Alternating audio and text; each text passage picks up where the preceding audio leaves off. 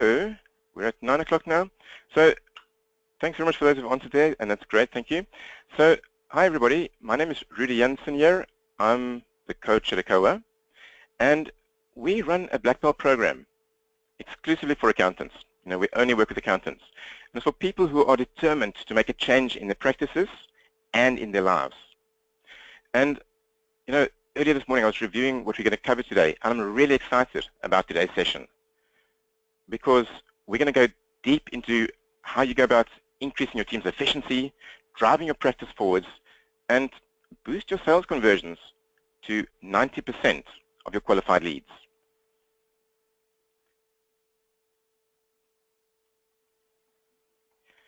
So before we get into it, there's what I call 3 gets. The first one is get the tools. So I'm going to be going pretty quickly through this morning's material. There's a lot we're going to cover. So make sure that you've got pen and paper and you can take notes as we go along. Also, something to drink. You know, if you need tea, coffee, water, whatever it is, make sure you've got those things with you. The second thing, get rid of any distractions. So, you know, if that means lock your door, you know, let your PA hold your phone calls. So what I'm asking for is that you give yourself the same time for the next 90 minutes that you give your clients every week. Some uninterrupted time focused on you and your practice, your business, instead of the world and its needs. I hope that's okay with you. And then the third one is get yourself ready. So, you know, here's the thing. I know that the information I have for you that I'm going to share with you today, it could be an absolute pivot point. It could dramatically change your practice. And I very sincerely mean that.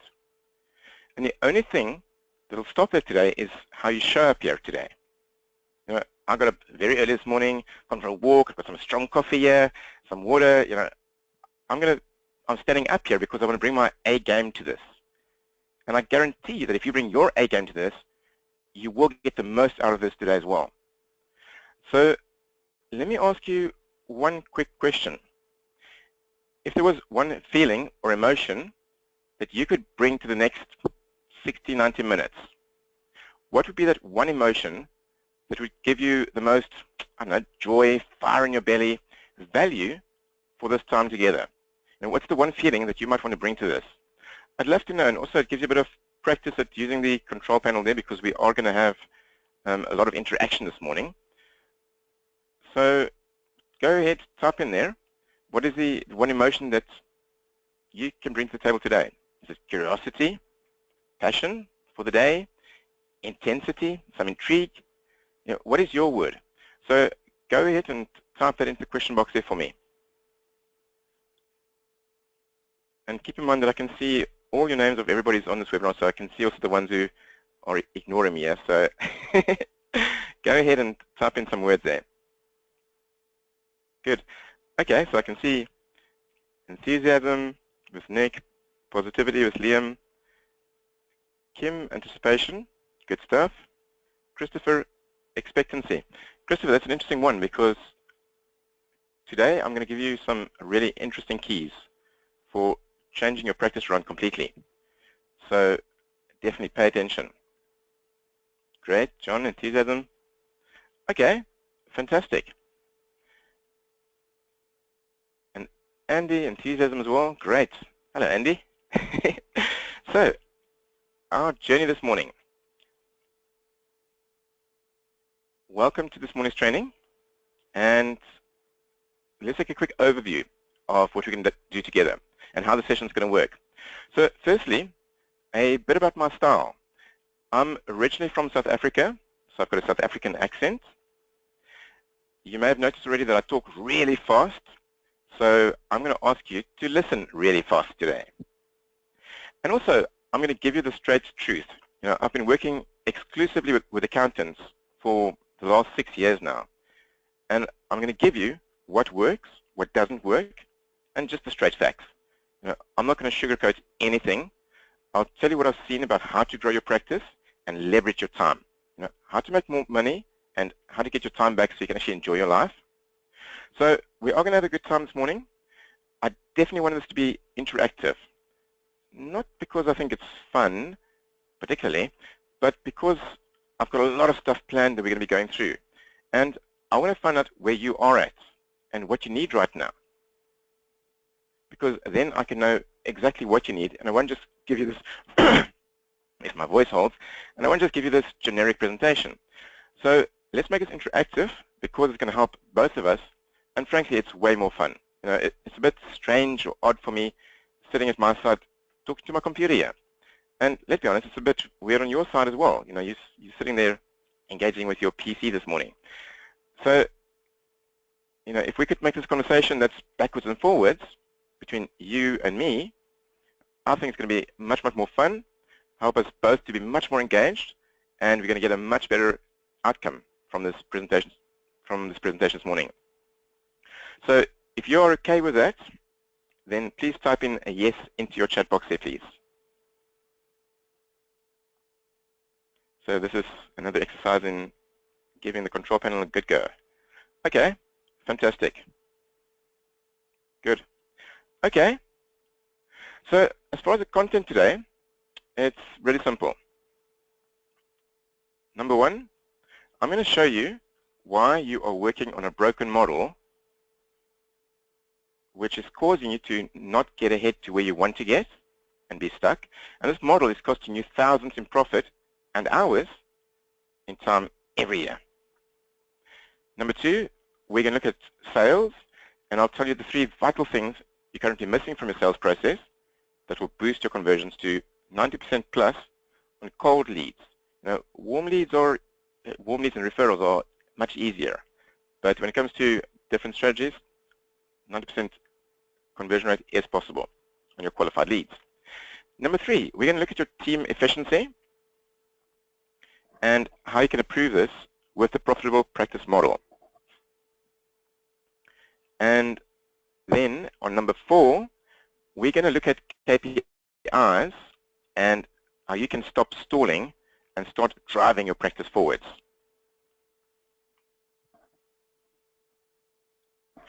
And really, if I had to summarize what our goal really is, then it's how to increase your team's efficiency, drive your practice forwards, and boost your sales conversions to 90%. So I'm going to give you everything I've got in the time we've got this morning, and then at the end, I'm going to show you a system where you can take all the material we cover and install it into your practice so you get the results even faster. So I just want to check in, does that sound okay? Are we in the right room? Are we having the right conversation? So again, do me a favor, just type in the question box for me, sounds good or good to go, and that will let me know that you're ready.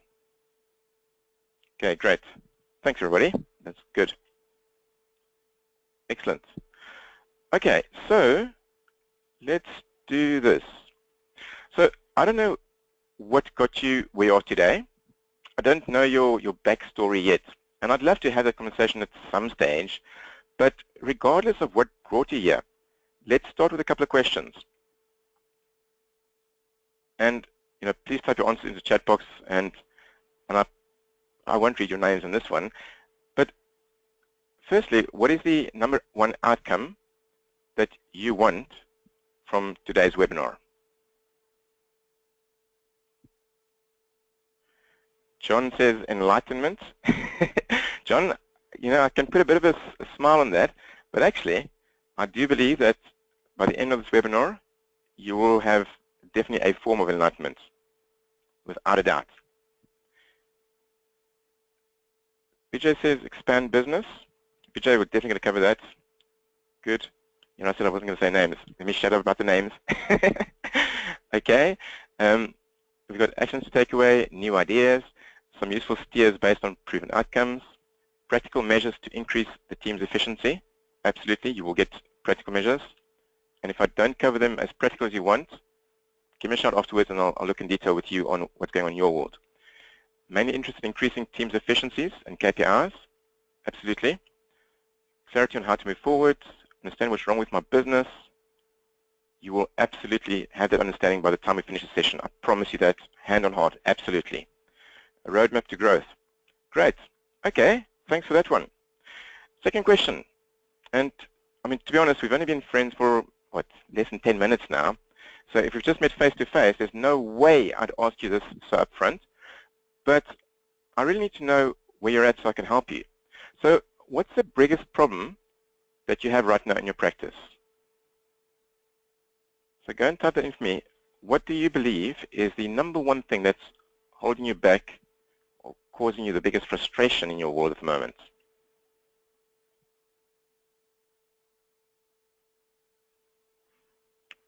Okay, good. Time management, not enough time, staff efficiency, knowing how to get new clients, too much reliance on partners, insufficient profitability, quality prospects conversions. Yeah. There's one person here that I spoke with yesterday. I won't say his name, but yes, I totally get what you're saying. Finding the right clients, staff, need more chargeable work, getting the right staff, too dependent on me. Great. Thank you very much. So today, we're going to talk about a lot of stuff and many different ways to fix things. And every single thing that was mentioned there, at some level, we will cover it today. And if you want more detail on it, come back to me. But I want you to be clear right now. The reason we're on this webinar right now really is because of that one frustration of yours. That is underpinning a whole lot of things for you. And you may see the symptoms in other places, but when you go down to it, when you fix that one big thing, a whole lot of things will get fixed as a result. Okay, so this webinar I built for my clients. About a year and a half ago, one of my clients came to me and said, Rudy, I want to build my practice as a machine that makes money. And then I want to extract myself from it. I want freedom. What's the fastest way to get there?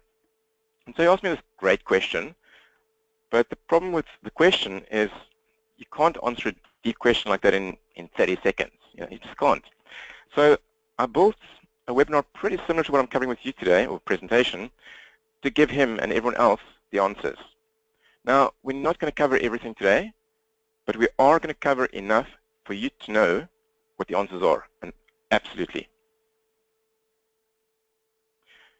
So we're going to be moving really fast. You may have noticed that already. I talk fast, so we're going to go through it. And if it is helpful to you at the end, I'd be happy to give you a recording of this presentation. And I believe I've pushed the right buttons for that. Yes, I believe it is being recorded. So if it comes out, I'd be happy to share this with you. Would that be helpful to you? And if it would be, then again, please just type in a yes into the chat box there so I know that you might be interested. Okay, great. Fantastic. Okay, so I think we've done enough in intro here. So let's get started on the real stuff. Great. So firstly, as accountants, and in my previous world, I qualified as a chartered accountant in South Africa way back when. And I know absolutely, as accountants, we're a pretty intelligent bunch on the whole. We've invested years into studying. On top of that, we are type of people who are prepared to work really hard. We really do put in the blood, the sweat, and the tears. We'll do what it takes. Yet, we're generally speaking either time poor and or, quite frankly, money poor. So considering what we put in as opposed to what we get out, something is not adding up here. So why do you think so many partners or owners of accountancy practices struggle so much? Go ahead and type it in. We're an intelligent bunch, we work bloody hard. Why is it not adding up? Type it into your chat box there, and I'll read out some answers here.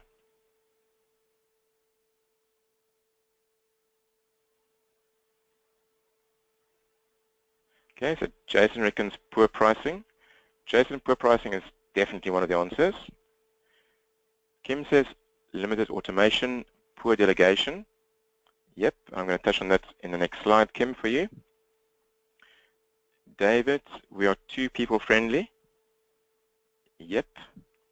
Warren, afraid to build the full value. Yeah, absolutely, David. Warren, sorry, this was Warren. Christopher says poor efficiency, bad management. Andy, too much time doing the work themselves. Absolutely. Desmond says, too concerned with the technical content of the job. Jerry, we spend too much time doing compliance work and not enough time developing the practice. Ian, we spend too much time working in our business. Nick says, lack of focus. Absolutely. So let me share with you something here. Now, I appreciate some of you may have seen this before, but I'm going to run through it again because it's fundamental to me, for me. So we've got these 4 quadrants here. The first quadrant there, it's got a big E. The next one, S-E-B-O-I. And to me, this explains a journey through life. So the big E on the left top quadrant stands for employed, or an employee. Then the next big jump to the bottom left quadrant is SE, that stands for self-employed. Then the next big jump happens when I go to the BO, so that's business owner. And then the final jump into the 4th bottom quadrant, right-hand corner, is the I, that's the investor. Now, I believe the journey through life, there really should be a little S at the top of the E, at the top left-hand corner, which is, we could go to school, then at some point we get a job, so we become an employee. Then one day I decide, I've had enough of working for this person, I can do it myself, and I either join a practice or I buy a business or I start a business, and I become self-employed. Now the main similarity, I guess, between employed and self-employed, and employed, somebody's taught me to do something with my hands. As a bookkeeper, my hands are in front of my body, I'm busy typing on a keypad. As a plumber, my hands are in front of my body, I'm fixing pipes. Employed person, their hands are in front of their body, they're doing it with their hands. Then I become self-employed, and yes, I'm now working for myself, hooray, and soon I realized that actually maybe the biggest idiot I was working for wasn't my previous boss, but at self-employed, my hands are in front of my body and I'm still the one doing it. Although I'm working for myself, I'm the person doing it. The big jump from self-employed, and I think I put some arrows there, yeah, from self-employed to business owner, and that is where all my clients are. It's on this bit here, from self-employed to business owner. The jump to business owner is where we take your hands in front of your body and we tie them, kicking and screaming, behind your back. And we say, okay, now run this business the same or better than before with your hands tied behind your back. Now this is a very different skill set. And, sorry, they don't teach this stuff at university or in classrooms. But here, the main focus is how do I get the right team and the right systems. When I've mastered this quadrant, the right systems, the right team, my hands are tied behind my back and I can very nicely run this machine pretty much without me. And that's when the final jump happens, which is when I jump to this investor box. Now at investor, you're not swapping time for money any longer. You've created a machine, you have the knowledge on how to do it, and you can choose to go and sit on the beach for 6 months, or what most of my clients do who've done this jump, they become what I call monopoly players. They go out and they purchase other practices or other businesses, they start them from scratch, they have fun, and what a great place to be in. So if you had to look at that, I'm guessing that most of you on this webinar today are somewhere from busy on this jump from self-employed to business owner, because you're not yet in the investor quadrant. For most of you, although I do recognize one name on here that I know is, but for most of you, you're busy doing that jump.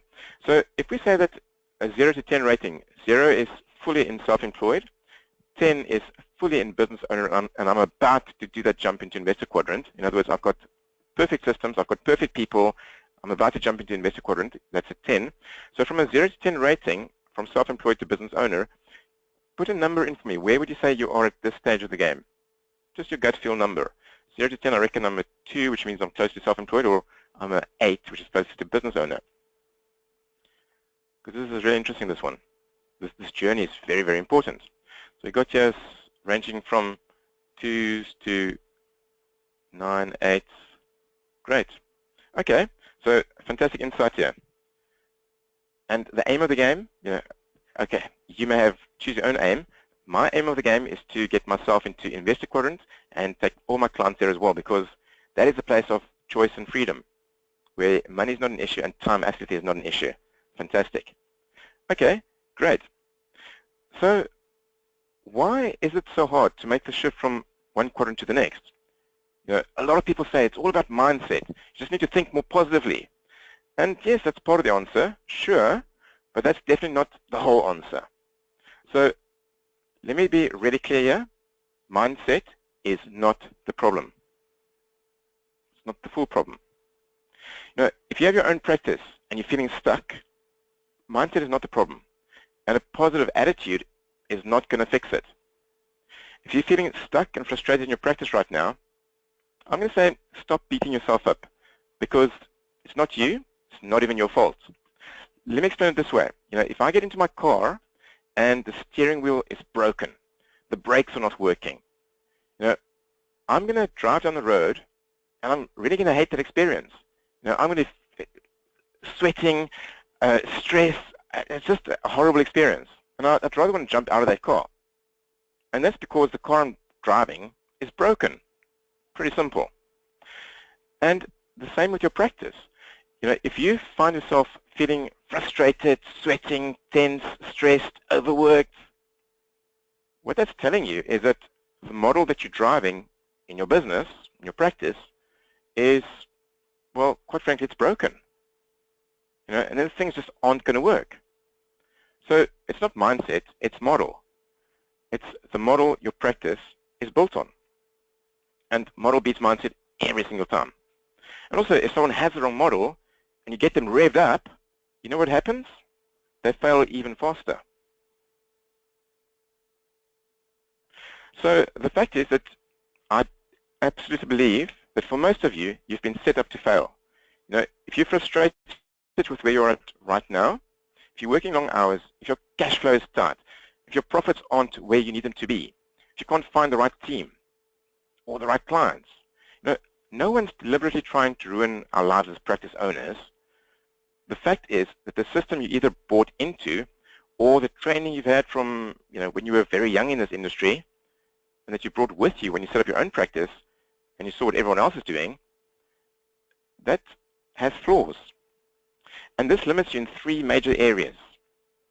It limits you in your team, it limits you in your growth, and it limits you in what I'll call systems. And those three things ultimately dramatically limit the amount of money and the time you take from your practice. Okay, so here's three signs of the broken model. Now, write this down, please. Make sure you've got pen and paper. Write this down, because I'm going to ask you a few questions on these as soon as we've gone through this next few slides. So, three signs of a broken model. You're always hoping for growth. There's no real growth strategy. Yes, we get referrals, thank goodness, and we do a bit of this and that, but a real tactical marketing plan in place for growth, we're hoping for growth.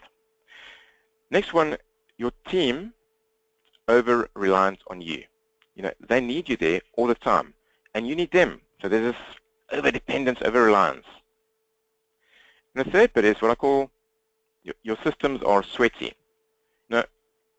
Obviously, you've gotten to where you are because you've got systems in place and processes, but things aren't properly systemized throughout.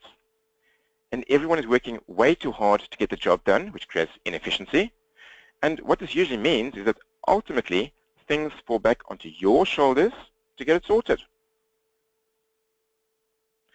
And the result of all of this is, again, that you're seriously limiting your profit and massively increasing the time that you spend in your business away from your hobbies, your life, your family. So if you're hoping for growth and your team are over-reliant, then you're stuck. You're not moving anywhere and there's nobody to help you. If your team are over-reliant and your systems are sweaty, then you are drowning, because you've got all this pressure on top of you and no way out. And then if your systems are sweaty and you're hoping for growth, then you are grafting, working very hard with a big sweat all over you, and you're not really moving anywhere. So which of those three things is costing you the most and giving you the most pain right now? So go ahead, type that in there. I'll put them back on the screen for you again. Which of those three signs of this broken model is giving you the most hassles right now? Systems. John, you're saying grafting. Is that on the growth side or the system side? Let's get into detail here. Hoping for growth, over-reliance, team, growth, team, systems, team, systems. Good stuff. Team, hoping for growth. Great. Okay. So those are the three things that are limiting you. So if you could flip those three things from hoping for growth to something else, dependent team to something else, or from sweat systems to something else, then the lid comes off and you can make more money and win back way more time for you, your life, your practice, whatever you want to do. So this online training today is about making those three strategic shifts. So shift number one, going from hoping for growth to predictable growth. Shift number two is going from over-reliant team to self-reliant team. And shift number three is going from sweat systems to scalable systems. So let's have a chat about the first one. Start there from hoping for growth to predictable growth.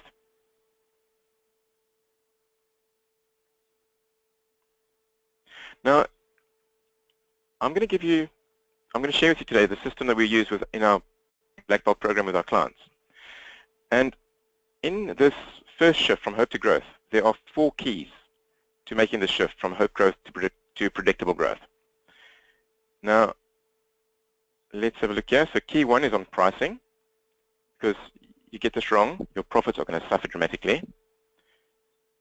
Key number 2 is all around marketing and getting the right clients through the door. Key number 3 is all about sales. And key number 4, acquisition of other practices. You get those 4 keys right under the hope corner or umbrella, you'll fix this corner of your business.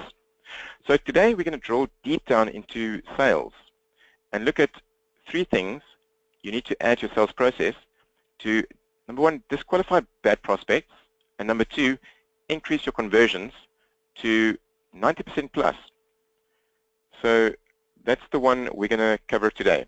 And again, you're not in the Black Belt program, so I'm going to go high level. It is what it is, but you're going to get a lot of information, so bear with me here. So let's have a look at this one. Who on this webinar this morning has ever had a bad sales meeting? One example I can share with you, way back when I started out as a business coach, and I remember I was an accountant, and I stopped being an accountant, and I said, hey, you know what, I want to change what I'm doing and the value I add to people in a different way, so I decided to become a business coach.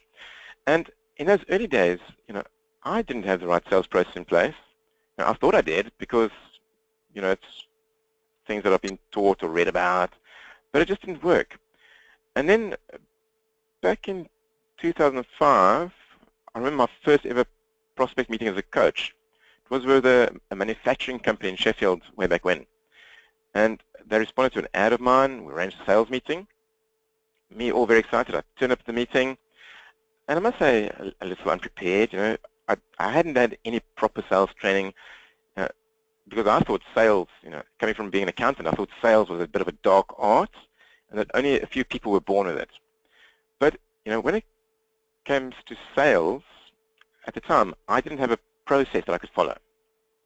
And the bottom line is that meeting went terribly. The prospect had a list of problems of as long as his arm.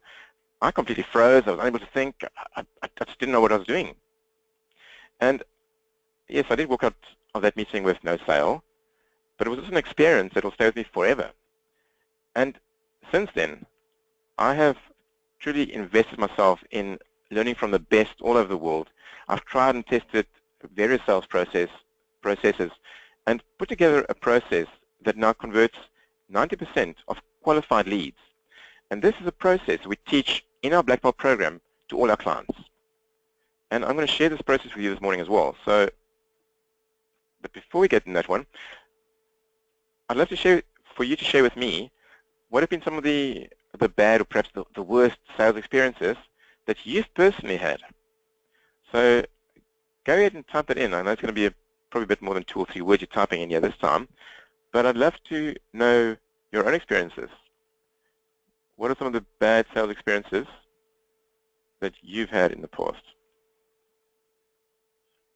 I'll take a sip of my coffee here whilst I wait for you to type in your answers there, because I'm quite sure we've all had some of these.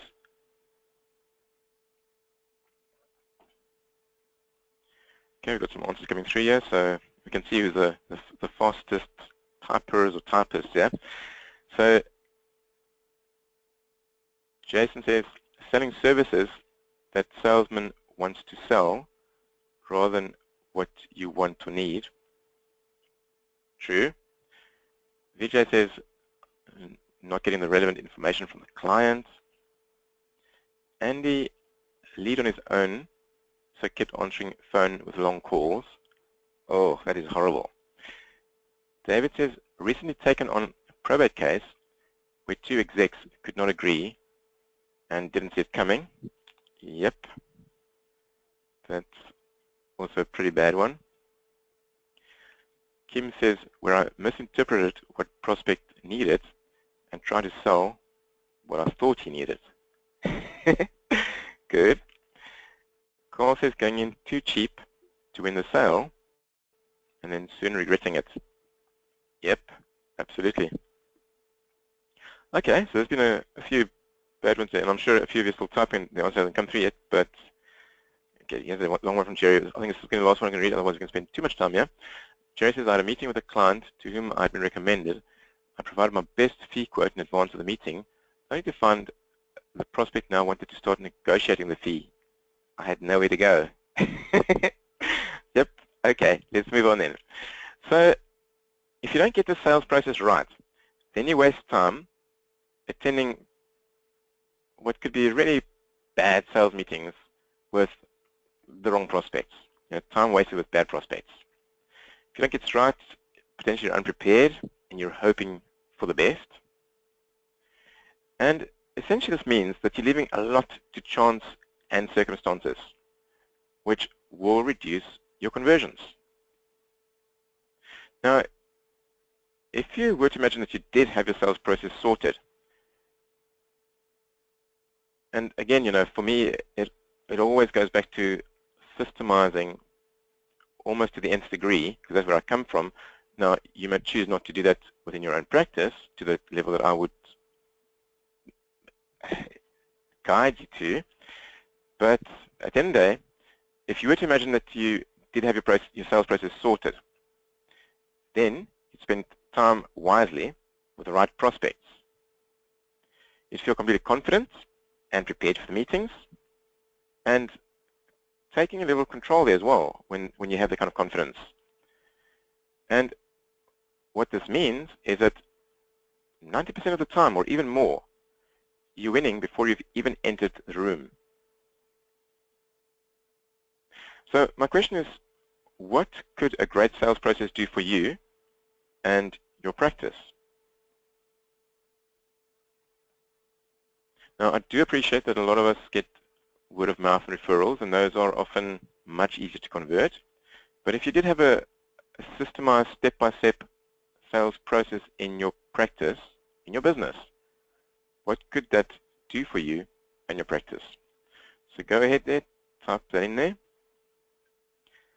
and I'll be interested to hear what you've got to say there.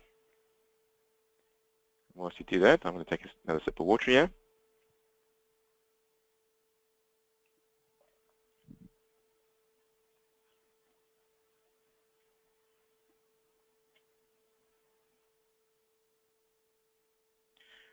So it's interesting. Jerry says, I think it would be a game changer. And Jerry, the interesting thing is that every single item I'm covering this morning would be a game changer. But totally true. DM says increase conversions. David, increase conversions and weed out the tire kickers and those shopping based on price. Absolutely. It's interesting, David, when I was building this presentation, I initially used the word tire kickers, and then I thought, no, that's not really politically correct. So I've removed it and replaced it with bad prospects, but tire kickers is what they are. Okay, generate, Jason says, generate the right type of clients at the right price. Absolutely. Andy, much higher conversion rate and get the type of clients we want. David, I have a sort of standard sales process, but not enough of the right leads. And David, that's a different question, which leads to lead generation and marketing. But great. Alan, could be transforming. Absolutely. Desmond, convert more leads and reduce the time that takes. Christopher says, revolutionize the business.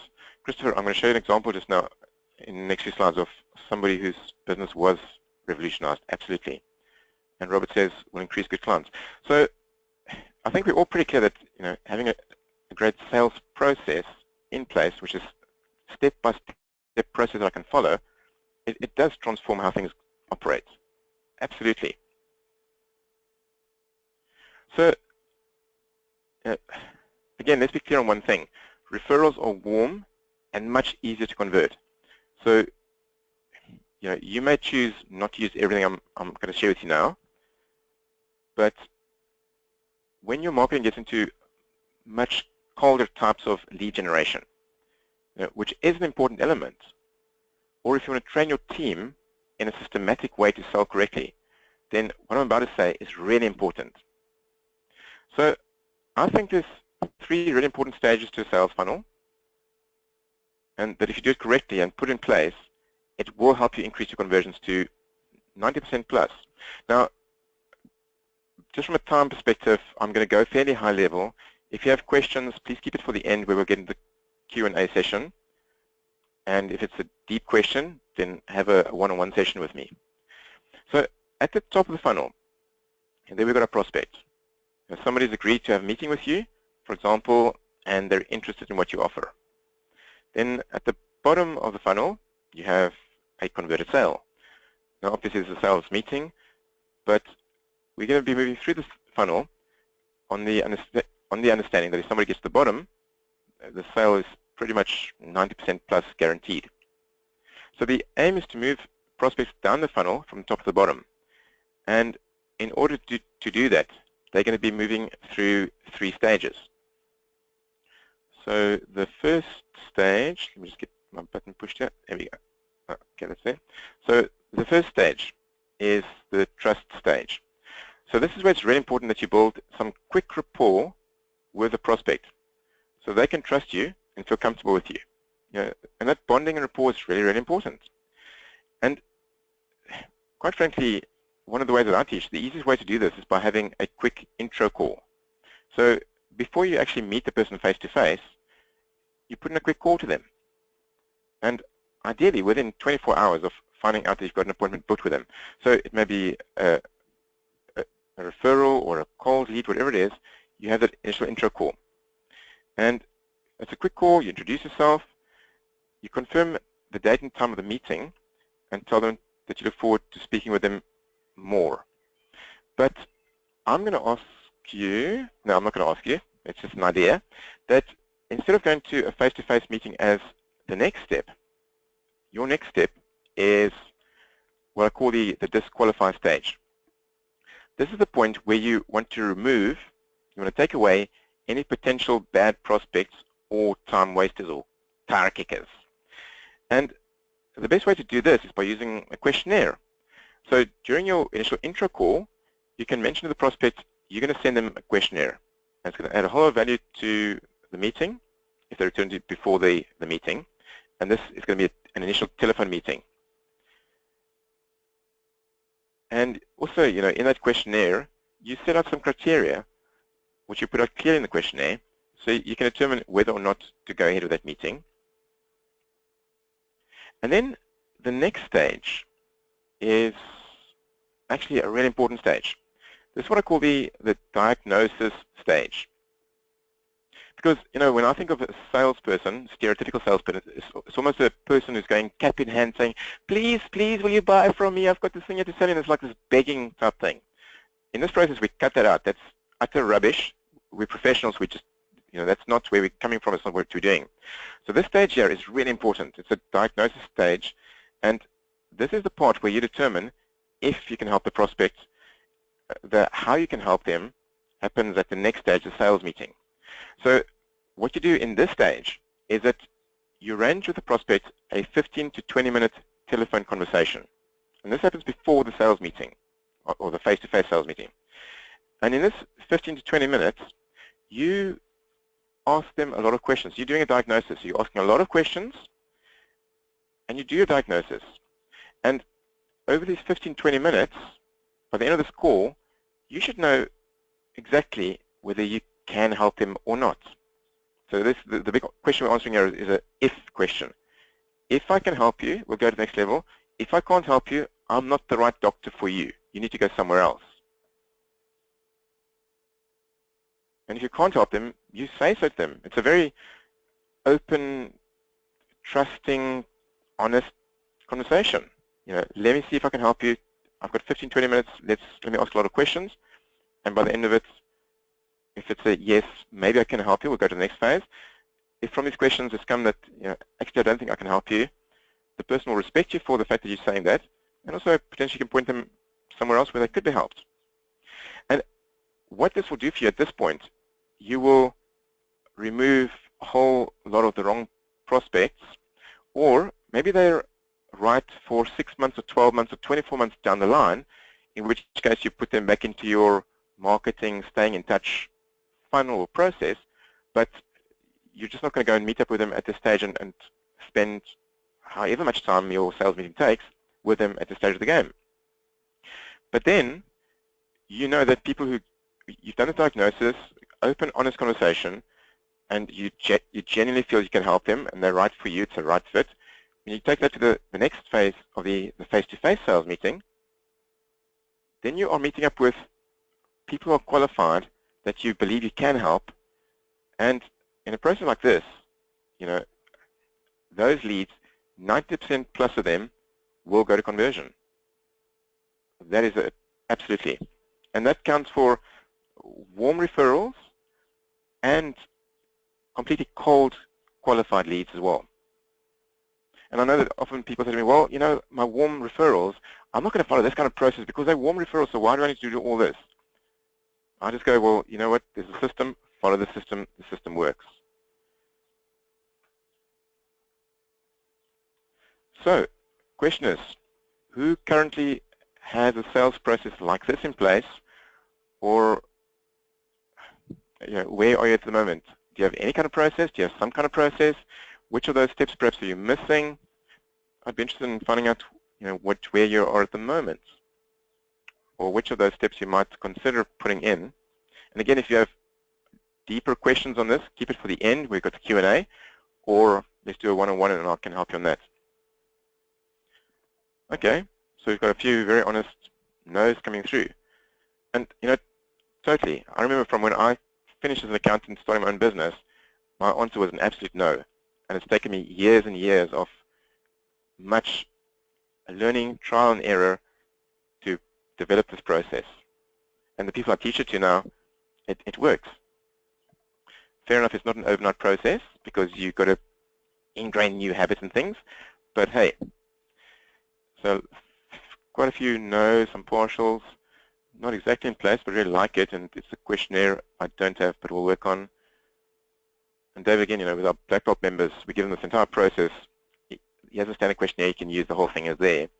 Nick, sometimes an intro call, but no questionnaire or diagnosis. Now I've got a bit of a process, but I do not vet possible bad prospects. I would like a more efficient system like this one. Absolutely. Why not? Good.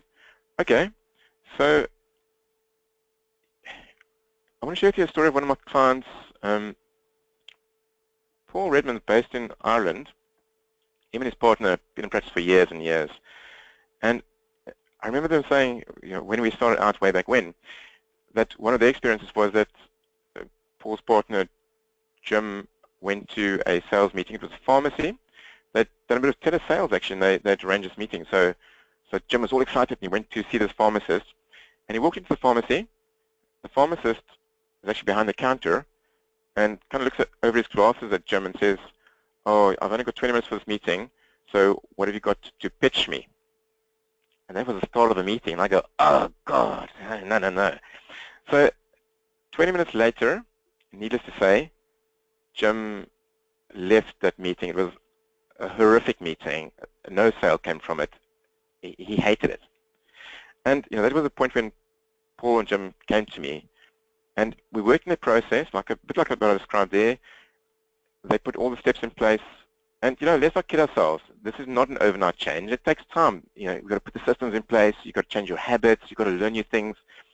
But they stuck with it, and they put those systems in place, and they practiced with it, and they refined it. And the results changed in a massive way. There's what Paul says on the screen there. Huge, huge changes. So what are your biggest takeaways so far? What have you learned? What have you noticed? What would you like to share? So go ahead and type into the chat box there. From what we've covered so far, what's been your biggest takeaways so far?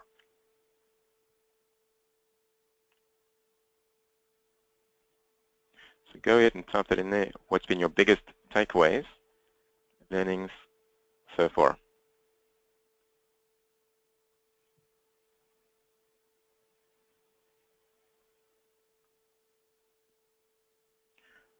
Yeah, John says, need to improve our sales process and use it 100% of the time.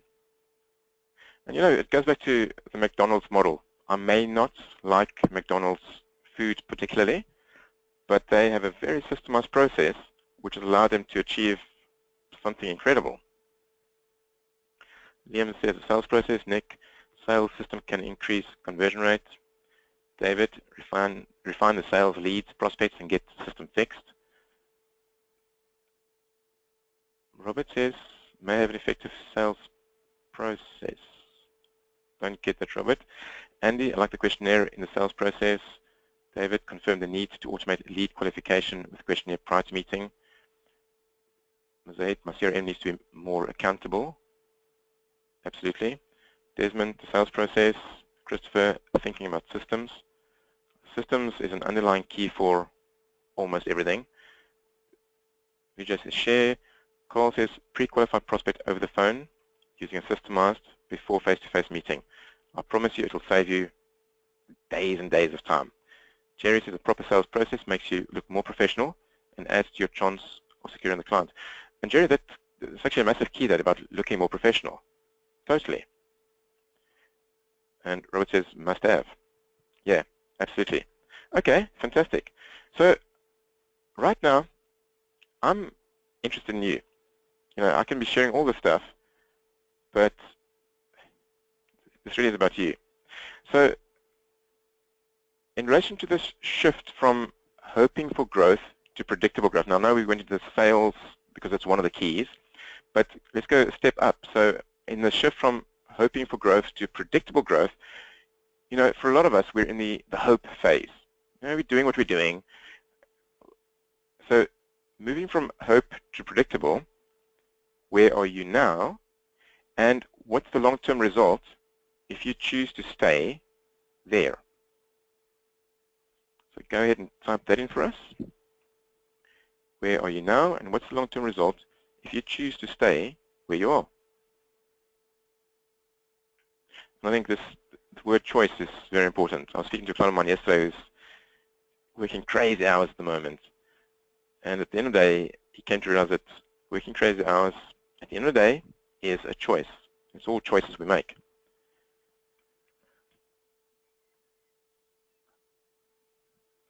Okay, so the answers are coming in. So John says declining profits. Liam says hope stage, frustration. Alan hoping for growth, so must change. Jerry, a continued grind without receiving the profits I would like to earn, which is just totally crazy. We're intelligent people. We work bloody hard. We deserve the results. David, hoping, and if I don't change, I'll be living in a box under a bridge. And that's not even funny. Andy, not converting enough. Sales, too many poor quality leads, profits, longer hours, stress, low profits. Absolutely, guys and girls. Crazy, crazy, crazy, crazy. David's in the middle of serious changes, and this adds to refining process. Great. No prospects. So when you switch to predictable growth, when you do that, everything gets easier. And that's what I want for you. My job today is to help you make 3 or 4 really smart decisions. As a coach, that is what I do. I get my clients to make smart decisions, implement it, make it happen. So right now, I'm going to ask you, it's a request, do you have a choice to make? You can keep hoping for growth, being stressed out with loads to do, always wanting one more client, or you can make a decision. You draw a line in the sand and say, I've had enough. I need to make our growth predictable. So what is your decision going to be? I'm going to give you 5 seconds right now. Make a choice. And I don't care what you choose. It's your practice, your business, your life, not mine. Now, obviously, I think predictable growth is going to get you the results you want, but I want you to make a choice.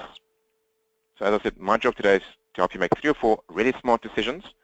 The first decision, are you going to keep hoping, or are you going to make it predictable? You make a decision, draw a line in the sand, or not. It's completely your choice. Great. Okay. The answers are coming in. And interesting, Desmond is saying predictable growth if it is a real option. Desmond, predictable growth absolutely is a real option. Absolutely.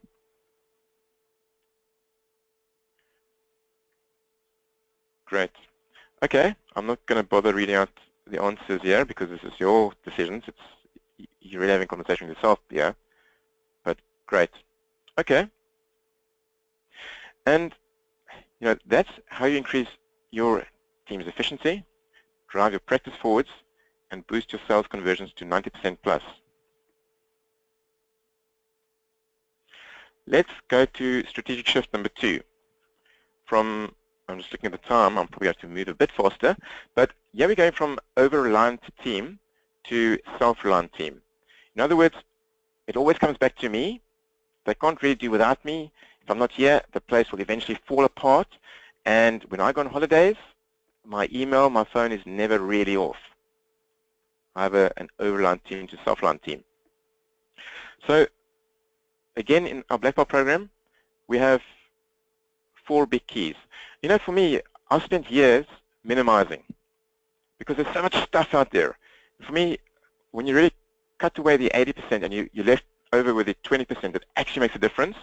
And that's what is in this program. Our Black Belt program, when you look at it from the outside, it almost goes, well, is that all?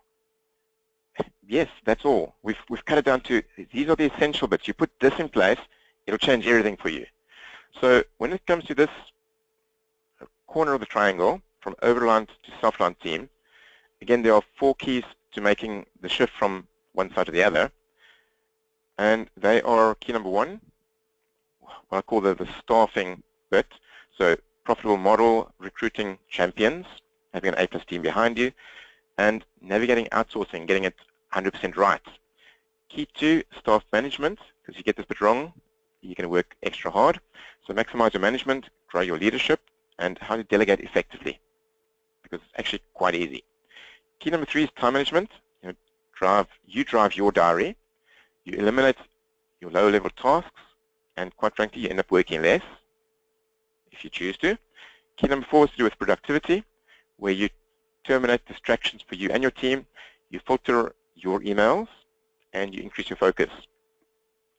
So we're looking at this one here, and today we're going to drill really deep into the profitable practice model, which can not only make your practice more profitable, but have a huge impact on your team's efficiency. So do you ever get the feeling that your team isn't nearly as efficient as they could be? Maybe their productive rates aren't where you want them to be. And especially if you're hiring A+ employees for the practice, and you still feel there's a lot of room for improvement, I reckon that one of the main problems you've got is that you've got the wrong model, or there's an error in your model. So, quick one here, 0 to 10, how efficient is your team right now? 0 is people sitting around all day painting their nails, and 10 is we are a super efficient machine. So just type in a number there, 0 to 10 for us. Okay, we've got 7, a whole lot of 5s here, really interesting. Desmond 7, Vijay 5, Liam 5, Warren 5, Andy 5, Carl 5, Kim 6, Jason 6, David 50% 8, 50% 3. David, I'd almost say 5 3 people. Robert 5, Zahid 8, fantastic Zahid, well done. Okay, good. So I guess that raises some questions for us. Why are we not all at a 9 or a 10? And again, if we were, what would it do for us? So if we don't have the profitable practice model, our team are inefficient. Our profit margins take a hit, and we are giving away way too much. We're very, very nice. And if you implement the profitable practice model in your practice, then you'll have an efficient team, your profit margins will be maximized, and all of which means that you're maximizing your returns, which means you're building a fantastic business, which means you're going to get your life back. So what could increased team efficiency do for your practice? Now you've put a number in there. If we were to raise that number to a 9 or a 10, what would that do for you, for your practice? I'm most interested in knowing. And potentially if you could even translate that into pounds and a number next to it, that would be really interesting.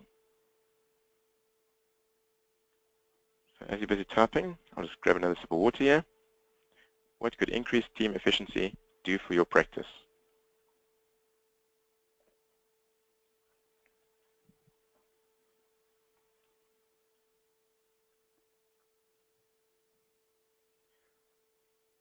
Desmond says less stress, conflict, and disruption. Yeah, Andy says give more time for partners to run the business. Nick says higher profits and morale boost. Carl, free up partner time, enabling us to work on rather than in the business. And Carl, it's an interesting one because one of the tricks that we have with all our new Black Belt members in the first 4 weeks that they're with us, we have a little trick up our sleeve that allows them to gain back a huge amount of time within the first 4 weeks to allow them to actually work on the business. Vijay says training, David, I would be able to get high value work, not be working in the business, which is yuck, quite frankly. Quite right, David, absolutely. Shaheen says delegation, and Vijay training. Good. So I think only positive results if we get this right. So let me show you the profitable practice model. So the first thing is that, now again, I'm going to share with you some ideas here. Some of you might go, oh, that would never work for me, and that's okay. Let's just go with the concept, and then the question you've got to ask yourself is, well, that's interesting. How do I get this to work for me, or some elements of it? And I know, Zahid, you're on this call with yesterday when we had our conversation. Actually, I think your model is pretty similar to this already. And again, I think it's reflected in a lot of your business and your profit margins. So the profitable practice model, firstly, we've got our clients there on the left-hand side. Then we have a person in our business. We call them the guard dog. And this person is responsible for collecting all the information needed from the clients to run the job. And the best thing this person can use is a checklist, which they get used to over time. And the beauty here is that our guard dog does not have to be an expensive accountant at all. They could be an admin person who's received some training and some checklists. They could be pretty inexpensive, but they are the guard dog. In other words, the next bit, let's put it there, that's what I call the pods, or our factory, okay, with complete respect. But our factory and our team we divide into pods. Now, the guard dog's job is to ensure that nothing goes into the factory until me as the guard dog, I've got everything from the client. So we don't want stuff to just go into the factory and then it's like, oh, no, we haven't got this from the client. Then we're moving papers from here on the desk to there on the desk, and eventually we just got things piling up, and it's just a big mess. So the guard dog's job is to ensure that everything is there before it goes into the factory, into the pods. Now, our pods is our staff split up into different pods to focus on the work. And the beauty of this is that a pod, again, there's different models here, but a pod consists of 3 or 4 people, and each pod has a manager, and each pod is responsible for certain parts of the business or niches or whatever it might be. You decide how you can split it up. Then we have another element here which could be optional, although when it's done right, I highly recommend it. But this is the outsourcing bit. And how many people have I heard say to me, well, we've tried this and it didn't work for us? Well, there is a slight chance that you may have done it wrongly the first time around, and that's why you got the results that you got. So, in any case, we have the outsourcers. And then on top of that, we have our client-facing account manager. So this is where you've got your dedicated client-facing managers who liaise between the client and the back office with regards to work. This is our contact person. And your job, where are you on this? Well, your job is leading, managing, selling. And ultimately, when you get the machine sorted, your job can be sitting on the beach if you choose. But that model there, interesting.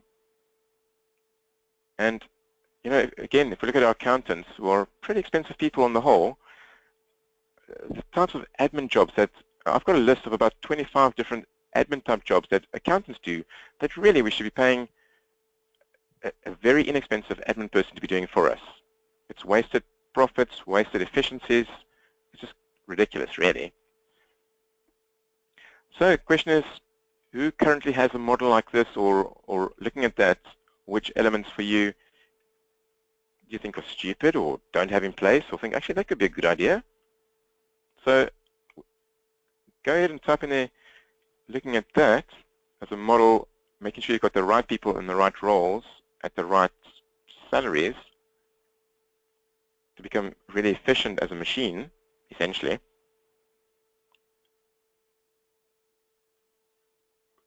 Have you got a model like that? Have you got elements of that there? Which elements you think might be useful for you? So go ahead and type that in there. Good. David says, love the guard dog position. Always need a gatekeeper. Absolutely. It'll save you money and make your entire team much more efficient. Jason says, yes. Nick, I have a very similar model with some outsourcing. Fantastic. Jason says, no, I think the guarding aspect would be a very relevant addition to me. Great. David, going towards now, gatekeeper is key. And again, personalities are really important. Always make sure that you've got the right personalities for the right roles. Okay, I'm not going to read all of these because just from a time perspective as well, we do send a checklist to clients of what records we want, but no guard dog as such. We do outsourcing. It's Andy. Zahid, need a stronger guard. Absolutely, Zahid. A guard dog for me is vital in 2 roles in the business. This is one of them. The other one is in credit control. Do not give credit control to your weenie weak receptionist because she's got extra time. Make sure you've got the right person in the role with the right personality to be a guard dog. And Desmond looks like an efficient machine. Good that no jobs start until 100% of records received. Absolutely. Good. Okay. So let me give you another example here. One of my clients. And again, it's interesting here because all of this stuff I'm sharing with you here most of the systems, most of the processes in our entire Black Belt program, Paul is one of our Black Belt members who implemented pretty much almost everything from a Black Belt program. And the shift for him and his partners and his entire team has been enormous. I mean, last time I spoke to Paul, he was employing about 70 people, and it was just before he got, because he's jumped into the investor quadrant now. So last time I spoke with him, he had about 70 people, and that was just prior to the purchase of another practice. So I don't even know how many people he's got today, but it's constantly growing. Now, sure, when him and his partners got into this process, it took them around 24 months for them to get everything into place. It does take that kind of time to change both mindsets and the model. But, I mean, the business this man has now is absolutely amazing. Most people would give their right arm to have a practice like this. It runs like a machine. And like I said, Paul is now in the process where he's buying and transforming other practices and other businesses because he now knows how to. He's embodied, he's ingrained the how bit. And that's fantastic. So again, what are your biggest takeaways so far? Just type in there what you've learned, what you've noticed, what you want to share. Take a few seconds, it gives me a bit of space to also drink another sip of water here. For you personally, what has been your biggest insight, realization, takeaway from this so far?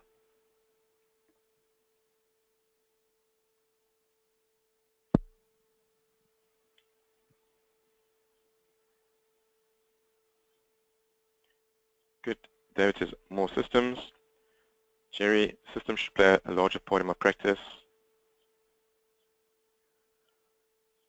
David says, can this be implemented with a single person firm? David, the answer is absolutely. I've got single person firms typically turning over from about 150,000 to about 3 million as my clients. And my largest single one-person client is turning over 2 million in his practice. That's at the top end, and it's quite extreme actually. But yes, totally can be implemented. Andy, to delegate more to admin. And Andy, in the process, I actually teach people a triangle on how to delegate effectively. It literally takes minutes to get the insight, and then you've got to print the triangle out and stick it in your wall and make it a habit, but delegation is actually pretty simple when you know how to do it. Systems appear to be the key. Christopher, systems are the key. Not even appear to, they are. Desmond, the idea of the super efficient machine, good. Liam, the profitable practice model. David says, holy crap. Are we still in the same room, David? Carl says, systems are key. Alan, the importance of systemization. Absolutely. For me, systems sit under everything. There's a system, literally, under every single thing that I teach, there's a system under it, which makes it relatively easy for me to transfer that knowledge to you, and then for you to transfer that knowledge to your team and implement it in your practice. If it wasn't systemized, it would be a bit of a disaster. Alan, yeah, importance of systems. Great, fantastic. Good. Okay, so again, I'm interested in you. What we discussed here, specific rates to increasing effectiveness and productivity. And this sits under the umbrella of team because this is one part of the jigsaw puzzle to get greater productivity and therefore greater profitability in our practice. But in relation to the shift from dependent or over-reliant team to self-reliant team, where are you now and what's the long-term results if you stay where you are? So go ahead and type that bit in there. Over-reliant team to self-reliant team. Where are you now and what's long-term results if you stay there?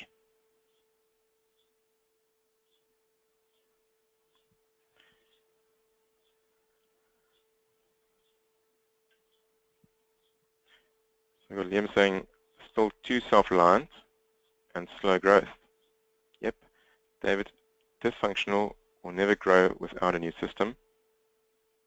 And that's true. I think, what's gotten to where we are today is not going to get us to where we want to get to. Those is going to take longer. And you're too over-reliant on partners, low growth prospects. And and it's interesting, I've got a 9-partner, I mean, this is at the top end of my clients. There's a 9-partner firm in Belfast that I'm working with. And I've been working with them for, what, about 24 months now. But it's been amazing to see the results and the changes that's happened in this firm. I mean, initially the thing was that all the partners were, in their own words, we're too nice, we're such nice people. And they've changed that to becoming much more assertive, and even within their own leadership team. But I mean, the bottom line profits are substantially different. They've hit the biggest profits they've ever made in 15 years. Their cash flow is amazing. Their debtors is reduced by half. It's just phenomenal. Now, I can't remember what got me to that story. Too over-reliant on partners, low growth prospects, yes. Carl says, too busy doing the wrong stuff, no growth. And Carl, that's a massive key to get that one right. Desmond, at the moment, I have to constantly bridge the gaps and keep the system going, which I guess means that you're working silly hours for relatively little return. Why? Okay, good. So, when you switch from an over-reliant team to a self-reliant team, when you do that, everything gets easier. And that is, as a coach, what I want for you.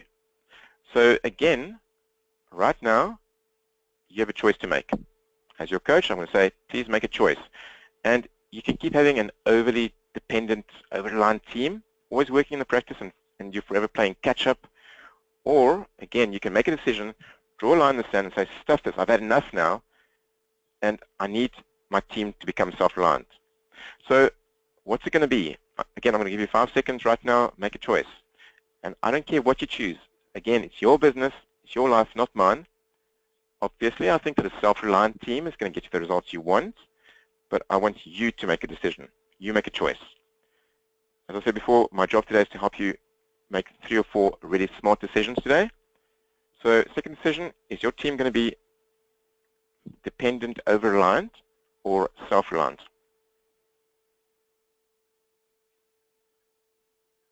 Good.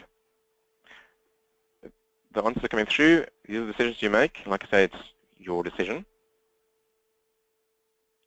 And one person has written here, self-reliant team would be amazing. I have seen teams that have gone from self-reliant to, going from over-reliant to self-reliant. And I promise you, it is amazing. If you want real freedom and choice, this is a massive, massive key. Great. Okay. And again, that's how you increase your team's efficiency, drive your practice forwards, and boost your sales conversions to 90% plus. David, I saw your comment there about, I love those words, self-reliant. It's been missing in my plans so far. Yes, please put it in your plans. It'll save you. It'll make you lots of money and give you lots of time back. Okay, let's go into strategic shift number 3. Here we're going to go from sweat systems, to scalable systems.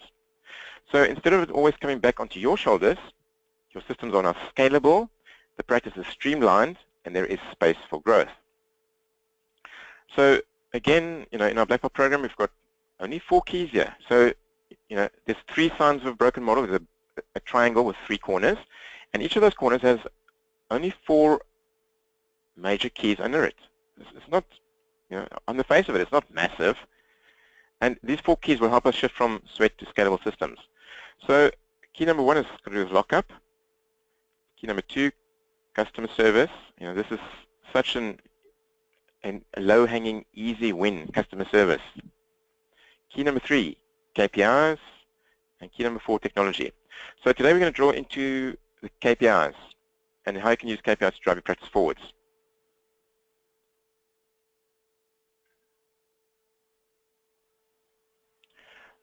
Warren, I've just noticed your question. It's a really good question. Please hold it for the Q&A and bring it up again for me, because that's a fantastic question. Okay, let's move on here. So, as long as there's been fish, humans have been fishing. And initially, way back when, in caveman days, efforts were pretty basic: net, line, and stick.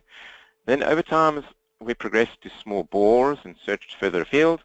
And now we've got huge trawlers sailing the ocean every day. And these huge fishing trawlers are experts at using KPIs. Why?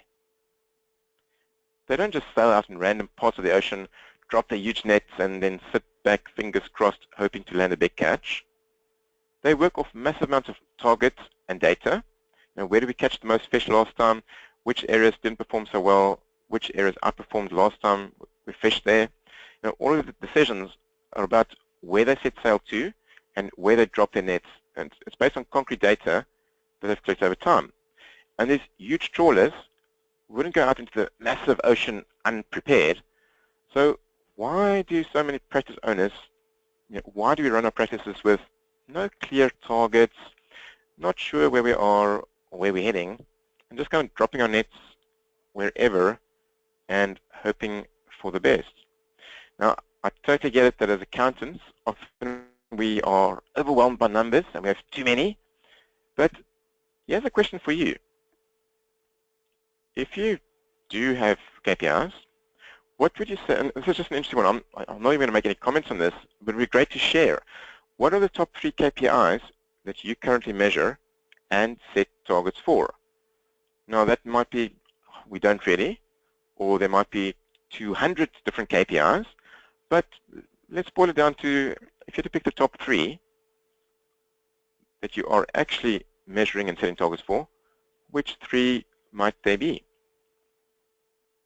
And like I said, this is purely a sharing exercise. It would be great to just know which ones that you are using, if anything. And again, going back to, again, the 9-partner firm in Belfast, when we started out there, these guys had so many numbers. They were completely blinded by science and overwhelmed, and it didn't serve them any great purpose at all. And now we've got a great process there. Okay, so I'll just share out some of these without saying any names because it's your own stuff.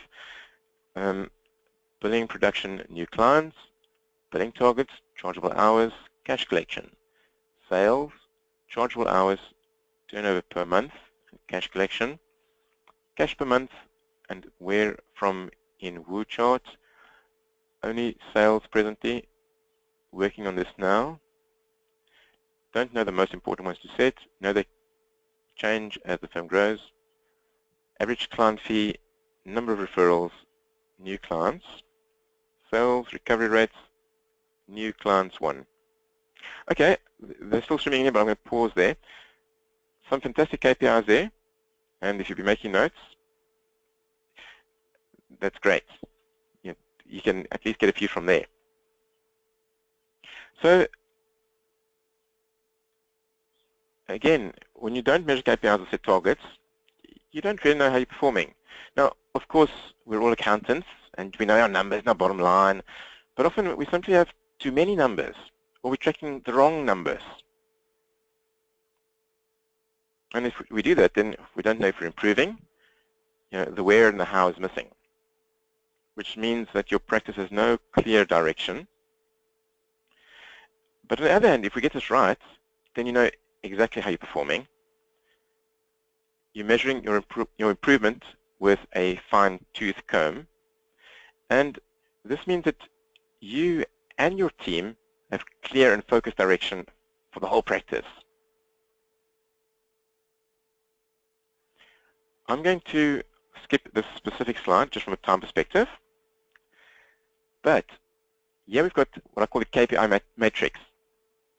So on the left-hand side, you've got no targets, and the right-hand side, targets. Bottom is not measuring too many or the wrong KPIs, and the top is measuring the right KPIs. So if you're not measuring KPIs and you aren't setting KPI targets, then essentially you're shipwrecked.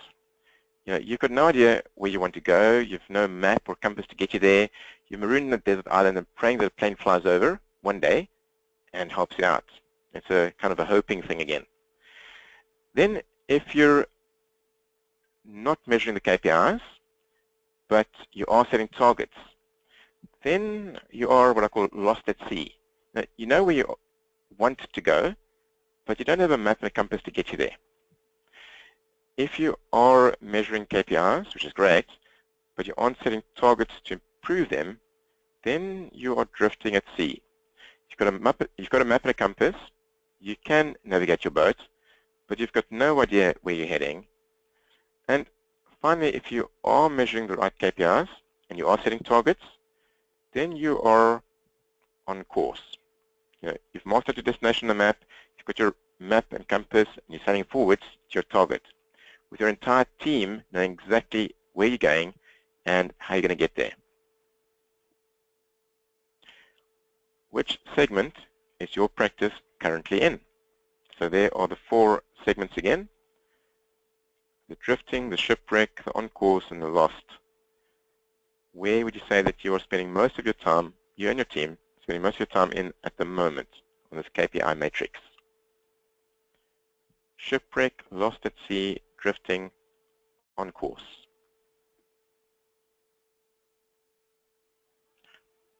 Okay, great. So we've pretty much got people in all of these quadrants, from on course, shipwreck, and sunk. There's a person with a sense of humor. Drifting, lost at sea, drifting, we're drifting and taking on water, shipwreck. So yeah, it's interesting to note, I always say, the average age of my clients is 55 years old. People have been in practice for 20, 30 years. And these are the people who say, you know what, even though I've had this business, or I've been a partner for how long, we're still in the shipwreck or drifting at sea or the lost at sea phase. And the changes start happening pretty quickly when we get it right. Okay, interesting answers there. So here's again, Ashley Barraclough, him and his team decided on 5 main ones. And it's interesting because when it comes to KPIs, there's a process to work through to figure out which ones are the right ones for you. And I found over the years that actually there's not this is not the answer for everybody. I find that you're not buying into a franchise that this is how we do it, this is McDonald's. We've got to figure out which are the right ones for you and your team, and actually there'll be 2 separate KPIs. But like what Ashley says in there, since working with Akoa, we started tracking the right KPIs and setting targets with the team. In their case, in 6 months, our debtors reduced from 80 days to 45, and our profits are set to quadruple by next year, which sounds crazy, but that was the reality for Ashley. What your biggest takeaways so far? What have you learned, noticed, want to share about where you're at and what's going on? So type that in quickly. It'll be really interesting to share your biggest takeaways so far. And again, just from a time perspective, we can't go into too much detail. Keep it for the Q&A, or again, if you want to, let's have a one-on-one and I can give you some more information as well. Another person with a sense of humor here. I'm doing it wrong, but there is hope. There's always hope, absolutely. And he says, must set targets for the team. Targets are absolutely essential, totally. Now, if we don't set targets, it's like having a sat-nav in the car, but just not bothering to use it. KPIs are also a staff self-reliant problem. Yep, definitely. Good. Okay, fantastic. So I'm going to move on as some more answers are coming through. And again, this is the 3rd content chunk we've got here, so I'm interested in you. Where are you in relation to the bigger level, so going from sweat systems to scalable systems? Where are you now? And what's the long-term result if you stay there? So this whole shift from sweat systems to scalable systems, where are you now? Because when we've got sweat systems, that means ultimately it comes back onto my shoulders. When I've got scalable systems, it means we've got the systems underpinning everything throughout the entire practice. And boy, what a great place to be in. So type in there, where are you at the moment in the shift from sweat to scalable systems? Again, what's the long-term result if you stay there?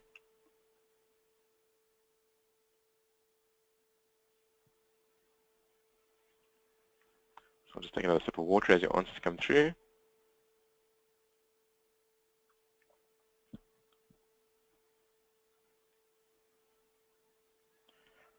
Okay. Aware of problem and working on it, but taking too long. Long-term is more of the same. And again, Andy, if you want answers, we have got some answers that will save you a huge amount of time. We're heading to 31 March 2017. My deadline for many of these things. Great. March 2017, yes, that's right. Creaky and obsolete systems, not fully scalable, but I have started working on it after some training. Great. Some systems need more. Great. Okay. And again, you know, for me, we've got some major shortcuts on how to create systems that'll save you loads and loads and loads of time. Okay, great. So again, when you switch from scalable or from sweat systems to scalable systems, when you do that, life gets just so much easier. And again, as your coach, that's what I want for you. So again, this is our third shift here. I'm going to ask you to make a choice. You can keep having sweaty systems. You know, everything is done ad hoc. It's disorganized. You're shipwrecked or lost at sea. And again, I'm going to ask you to make a decision. You know, draw a line in the sand and say, you know, we need to get to scalable systems. So what's it going to be? Again, I'm going to give you 5 seconds. Right now, make a choice. You make a choice for you. And again, I don't care what you choose. It's your business, your life. Make a choice. My job today is to help you make 3 or 4 great decisions. And this is the third decision. Are you going to do sweaty systems or are you going to shift to scalable systems? Great. Okay, fantastic. So the answers are coming in. People are moving to scalable systems. Great. Okay, time perspective, let's move on. And again, that's how you increase your team's efficiency, drive your practice forwards, and boost your sales conversions to 90%. So I reckon we've probably got about another 10 minutes to go before we get to the end of this, just to give you a quick update on the time there. So let's have a quick recap here. Fact is, you've been set up to fail, and no one's deliberately trying to ruin our lives. Fact is that the system you either bought in or you know that you got into or started when you learned this stuff from a young person being an accountant and you saw what everybody else is doing, that system set you up to fail. And this limits you in 3 areas. It limits you in your team, your systems, and your growth. And ultimately, this affects the amount of money and time you take from the business.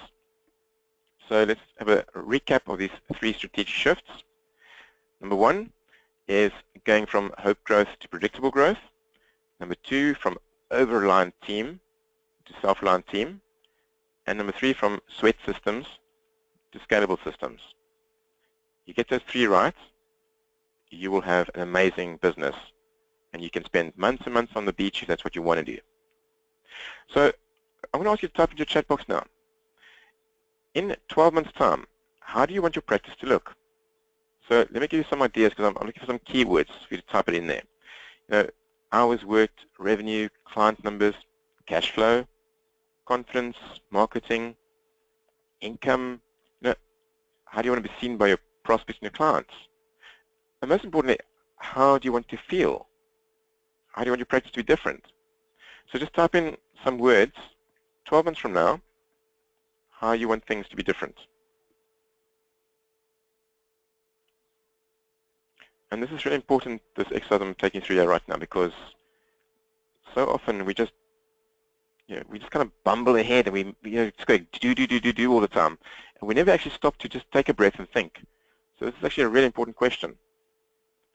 Where do you want to be 12 months from now? Great. And then the next question is, give me a few words to describe how it is right now. So you know where you want to be 12 months from now.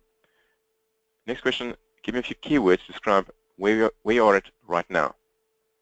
And again, it could be around hours worked, revenue, client numbers, cash flow, confidence, marketing, income, how you feel at the moment. So Give us a few of those.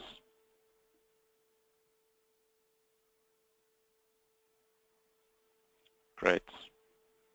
Okay. David, you've really got a great sense of humor. Herding cats every day. Lots of work, no money in the bank. And David, I know exactly what you're talking about there. I've had lots and lots of clients start at that point, and life turns around actually fairly quickly.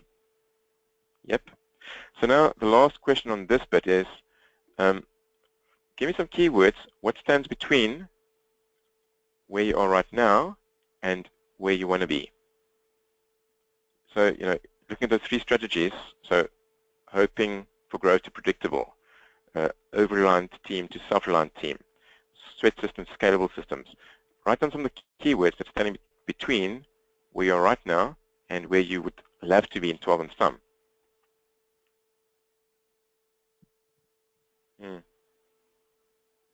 Staff, cash flow, time, getting the right staff, working on the business. Absolutely. Okay, so as those answers are coming through, I want to wrap up with one last model that I think will be really, really helpful for you as well. So here's this model. At the bottom, we've got startup. So looking at an accountancy practice, bottom is startup, then I move into survival mode, then I go into stability mode, then to success, then scale, and then to significance. So here's a ladder, and you're somewhere on this ladder right now. Now, I've got clients at all different stages on this ladder. And I'm not doing this to judge anybody, I'm just explaining there's a path. And I also want you to realize that success is not at the top. So at startup, we've got spare time, survival is part-time, stability is full-time. Success is overworked and dying.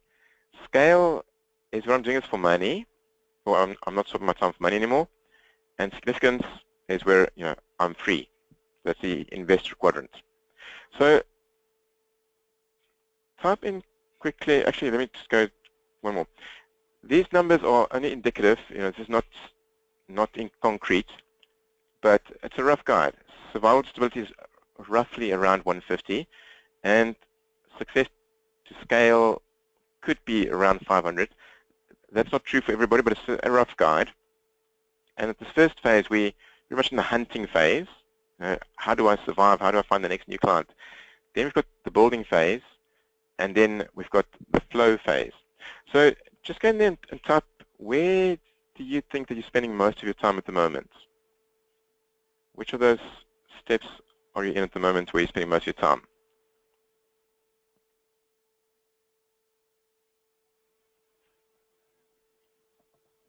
Are you in startup, or in survival, stability, success, scale, or significance? And I know that a few of you on here are in that scale significance already. So good. Okay, so the answer coming in ranging from startup up to scale. Okay, fantastic. So if you're in startup or survival mode, then I want to share with you that I have, so in other words, if you're in survival startup mode, then I've got lots of great content, the webinars, lots of free stuff. There's literally on a weekly basis, there's some kind of video blog or something coming out with great tips from me. On the site, there's lots of stuff. Stay interacting with me. And generally speaking, depending on your personality, our programs probably are not right for you, not a right fit for you yet. Okay, so that's startup and survival phase. But if you're in the build or the flow phase, and you want to make the 3 shifts we spoke about today and move up this ladder, then I want to talk to you for just a few more seconds. The next step is really simple. If you want to find out more about how all this works, then the next step is for you to have a quick conversation with me. And that's literally 10 to 15 minutes. There's no pressure. It's a friendly interrogation. It's a diagnosis if you want. And in that, I'm quite literally going to ask you questions to find out if or how I can help you. And if I can, we'll talk about how. And if I can't, then I will absolutely try and point you in the right direction and say go talk to someone else about your challenge. And this session that we have then, it's going to go something like this. We're going to get crystal clear about what's possible for your accounting practice. We're going to find out the essential building blocks for growing your practice fast. We will absolutely discover in that diagnosis, in that conversation, the number one thing that's stopping you from getting what you want. We will identify the most powerful actions that will move you to the place you want to be. And I promise you that you will leave that session with the confidence of knowing exactly what to do. And like I said, at the end of that 15-minute chat, either I can help you or I can't. And if I can't, I'll point you in the right direction. If I can help you, we can book in another time to talk about how. So the next step then, just fill in a quick 2 to 3 minute questionnaire at that site there, akoa.co.uk/session. Because if you can tell me in 2 to 3 minutes about you, then I can prep before the session and make the 50 minutes really, really effective. So what I want to do right now, just before we go into the Q&A session, is I want to quickly just type this here, just to make sure the thing is actually working. Let me just click on there. This one here. www.akoa.co.uk/session. Send to all. So I think that should be on your in your little chat box here as something from me. So if I could ask you to type or just to click on that link just to make sure it is actually still working, and just if you could just click on that, just let me know that it is still operating, that you do get to that site there. I'll just wait for you to just go ahead and find that link, just click on it. Let me know that it is definitely working, because I've put that in the chat box.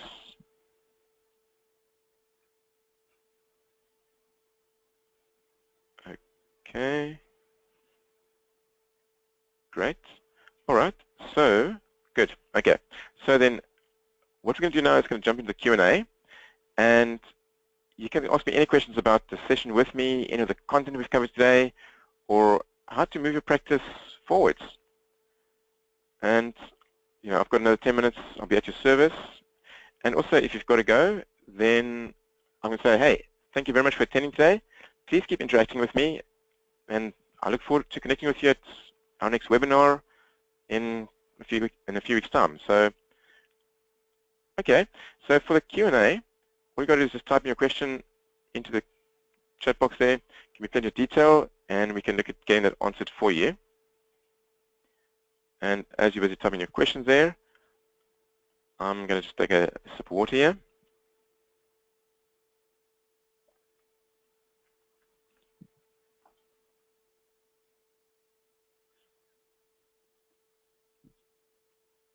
Okay, so we've got some good questions coming in there. So, Warren, your question from earlier, which you got now.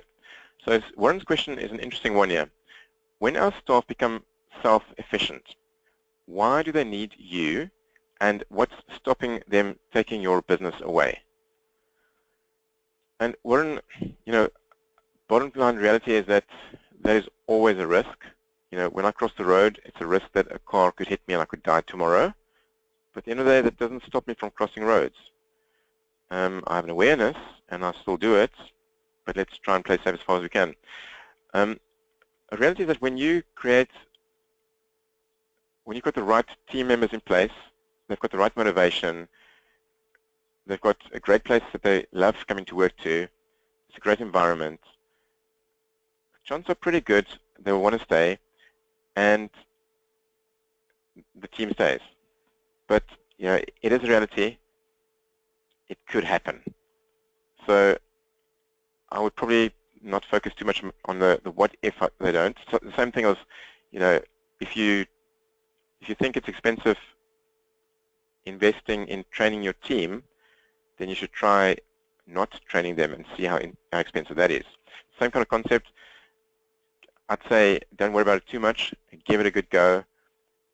Keep focused on the fact that these are your clients. And at the end of the day, you know, as you build this process, you can still stay in touch through a systemized process with your clients without it actually taking up too much of your own time. So there are ways and means, but it is a reality and it could happen, yes. Okay. Desmond says it's all about making a compliant sausage machine, or does it apply to advisory services too? Desmond, this definitely, well, on the one hand, absolutely making a sausage machine, yes, because you want that to be as efficient as profitable as possible. And does it apply to advisory services too? One of our elements that we cover in the Black Belt program is how to do the advisory service as well. So a lot of this information does cover advisory service as well. Absolutely. Setting KPIs, how to manage the team, how to sell properly, how to market properly. A lot of the elements overlap, without a doubt. And not just in your accountant's practice, but potentially when you get into the investor quadrant, when you purchase other businesses, whether they be practices or completely separate businesses, the knowledge you have here would carry forward to that as well. And he says, how do we set up the 15-minute phone call with a prospect? Do we mention it in the first introductory phone call? Yes, Andy, absolutely. You say to him, hey, before I meet up with you, it's really essential that I've got to understand a bit more about you. And the next step is that we're going to have this phone call. So you just, this is how it is. Very few people will even question it when you say, well, that's how it is. So you just make it happen.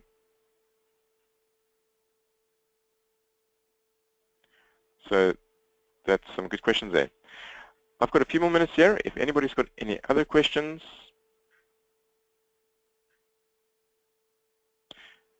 Okay, there's a question from John. You've mentioned about the Black Belt program. How much does it cost? John, good question. It's an absolute investment. And there are different levels, different programs depending on where you're at. And the range is from, quite frankly, from 0 to around £2,000 a month. But there's different packages in there, and it depends on what's right for you.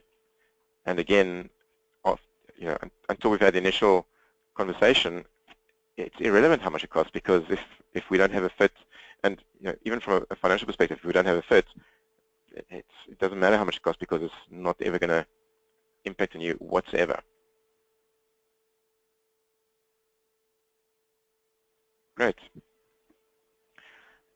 Alan says, do you have any preferences in terms of cloud-based routine accounting allied to tax and accounts software packages? If so, any names, please? Micro Practitioner Pro Tem. I didn't quite get lost there, Alan, but I'm thinking, okay, so cloud-based accountancy software. Yes, there are a few. Again, I don't think there's any one size fits all.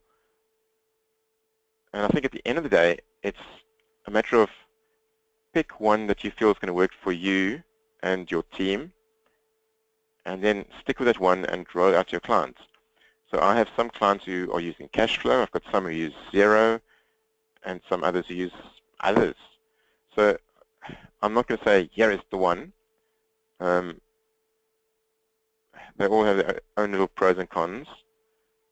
So I'd say go ahead, do your own research, or get one of your team members to do the research, make a decision, and then go ahead and roll it out. I have one client who made a decision that in his practice he's going to use Xero, and basically he went to his entire client base and said, we are now using Xero. And I think he went to the extreme of saying, if you don't want to make these changes, and it was quite influential on how he said that, but if you don't want to make these changes, then basically we're not going to be working for you anymore. And he pretty much, well, it was record time, I think it was in about 45 days, he converted a vast majority of his entire client base over to Xero. Oh, no, sorry, it was QuickBooks. QuickBooks was the package for him. But it was a huge effort from his side, but that was his approach. But now pretty much most of his clients are in the cloud, and he set up systems to outsource a huge amount of the work, and his profit margins have shot through the roof. And he's lost some clients in the process, and he was happy with that. He was okay with that. All right then. So I think we've pretty much come to the end of this session today. One last question from David sneaked in here. I'm currently doing socks up and would like to get to end of my current plans and also transferring from Iris to Digita, and that's a major nightmare and taking too much time and effort and really dominating all at the moment. So I would like to talk to you again, but not yet. Sure. Hey, David, no problem. You've got my details. Stay in touch. And I totally understand it. You know, there's a pretty big project running there. Good stuff. All right, people. I wish you a fantastic day. If you have any questions, feel free to shoot through an email to me. If you want to have a 15-minute session where we can really look at what's going on for you, then book that in. I promise you I'm always very open, honest, and transparent, and I'll give you feedback on exactly how things are and what you can do to make it better, whether I can help you at this stage of the game or not. All right. I wish you all a fantastic day and rest of the week. Bye for now.